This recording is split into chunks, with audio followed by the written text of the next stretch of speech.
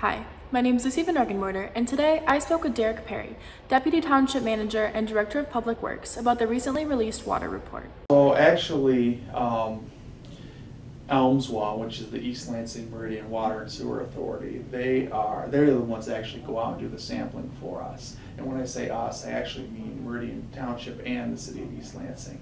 So ELMSWA is the authority that the communities both own, and they are a water supplier. So it's kind of a unique setup to where our public works employees, we don't go out and have our own wells and do our own sampling. ELMSWA does that for us, and it's the same in East Lansing.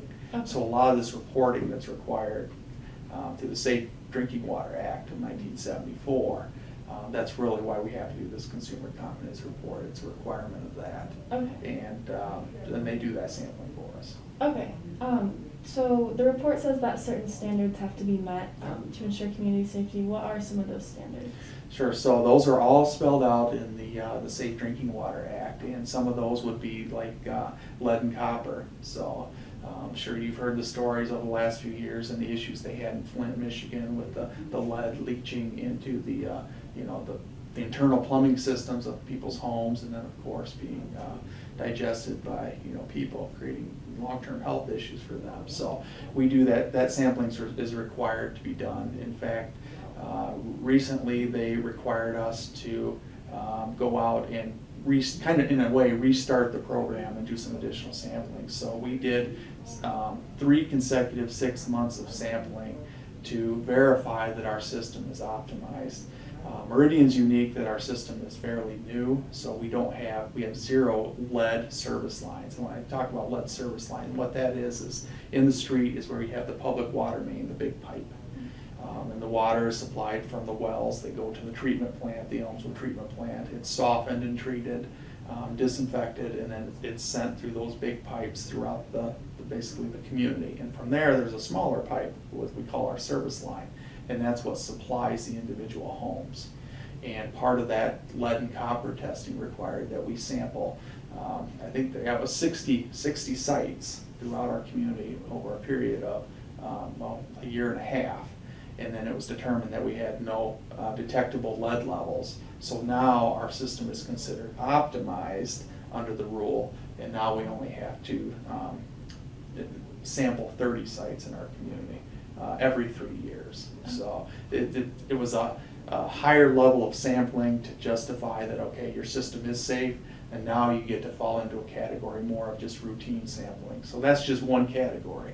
If you look at the Consumer Confidence Report or that Water Quality Drinking Report, there's a whole list of different things that are required to be sampled, and there's other things that they want us to start sampling for that may become new, I guess, chemicals that need to be sampled for in the future too. So one of the most common things we sample for basically is the safety of the water, or we're looking for bacterial contamination in the water that could potentially make people sick. And we take a minimum of 40 samples of that per month, and those are looked at our lab, and those results are sent to it's the Michigan Department, or EGO is what we call it, Environment, Great Lakes and Energy. That's the new DEQ. So we have there's reporting requirements for that. So all that testing that occurs throughout the year then gets compiled into this Consumer Confidence Report that, under the Safe Drinking Water Act through the EPA, that has to be reported to the communities every July 1. So, okay. So it's a lot of information that gets compiled, a lot of different chemicals that are looked at, and it's really kind of the report card of the water supply to the community to say, is your water safe and are there issues with it? There's other requirements in there that talk about what is our source water. I mean, a lot of people, if you live close to a large lake, your surface water, that's maybe where your drinking water is from. I worked in St. Joe for many years. We pulled the water from Lake Michigan. It was treated. And that's what was supplied to the customers here in mid-Michigan. It's all groundwater wells, so large, deep wells that pull the water from the groundwater and then to the ELMSWA plant for treatment. So all that's talked about in the report. Great. The report also mentions a little over 3,000 on service lines of unknown material, or of unknown material. So what is being done to identify the material on these lines? So that goes back to lead and copper rule, and there's actually a new sub-rule that talks about the material supply, and there has to be an inventory that's done for all community water supplies. And a community water supply is like Meridian Township. So instead of having individual wells, and some of those still occur in the township, most of our residents are on this community water supply. So in the report, when it talks about services that are unknown, they're actually referencing the city of East Lansing. So each community water supply had to do their own reporting. So city of East Lansing, because it's an older city, there's potential that they may have some lead services or some lead goosenecks, which basically are the connections to the main. Here in Meridian, we're fairly, I would say almost 100% confident of what our service lines materials are. We either have plastics or we have copper service lines. And our confidence is pretty high because, again, we're a fairly new community. You know, our water supply, late 60s, early 70s was installed versus an older community. That reference to the supply is really talking about the city of East Lansing. So, okay. But the requirements are essentially that you're going to have to go out and pick a certain number of sites, and there's a chart and a table that says, okay, if you have so many customers, you got to do so many sample points, and you're actually going to have to go down and do some excavation down to the curb stop to determine exactly what that material is. And go into people's homes, and where that service penetrates the basement wall, identify what that is. And unfortunately, and again, it was just the materials were used at the time that people thought were safe and reliable.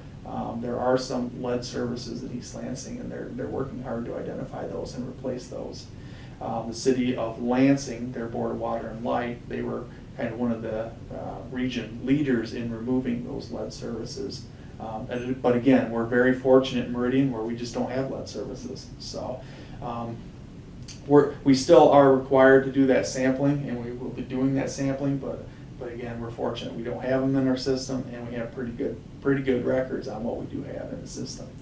In fact, our issue actually is some of the older plastics are not as reliable. So if we have breaks in our system, a lot of times it's this old black plastic that we have problems with. So, and then when we replace those, it's with copper. That's the industry standard now, is pretty much copper services. Okay, great. Yeah. The report also mentions the Wellhead Protection program, and that Meridian Township is a part of that. Can you tell me a little bit more about that program? Yeah, so really what the purpose of that program is to protect that source water that we use, the groundwater. And the biggest threat to that, honestly, are old wells that either are no longer in use or they're just not maintained properly. How I describe it to people is, we have our groundwater, it's pretty much safe underground, except for all these wells, these straws that essentially penetrate the ground and then are direct connections to that groundwater. Well, municipalities, we have a lot of requirements. We have to protect our wells. We have to make sure there's not dangerous chemicals near the wells, that kind of thing. But if you're, a residential home that has an old well, and let's say it's an 80-year-old home, maybe that well is no longer in use. You've drilled a new well. Did that well get capped and taken out of service correctly?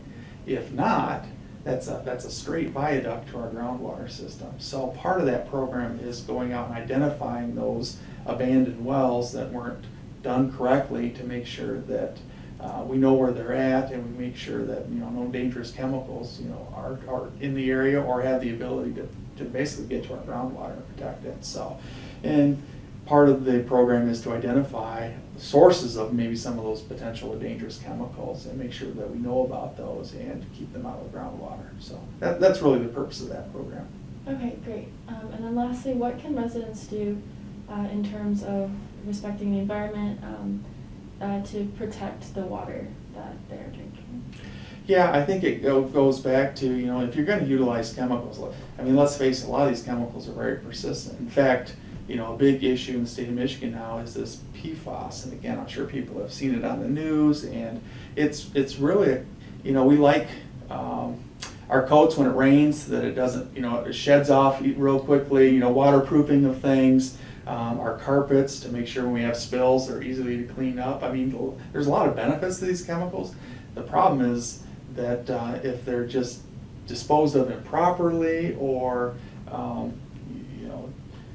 just misused incorrectly, or if we find out the science evolves and we find out that maybe we shouldn't be using those chemicals, those are some of the biggest threats to our water supply.